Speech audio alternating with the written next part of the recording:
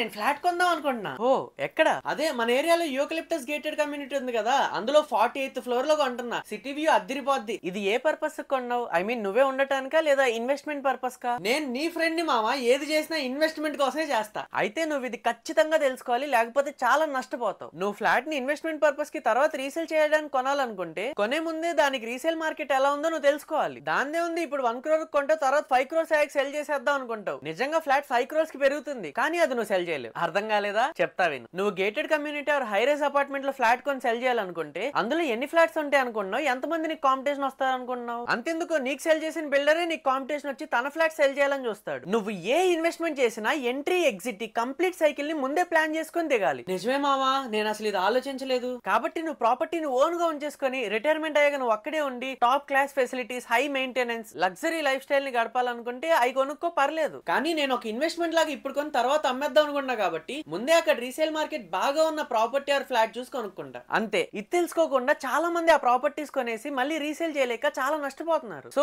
ఈ రీల్ ని మీ friends and ఫ్యామిలీకి షేర్ చేసి వాళ్ళని గైడ్ చేయి.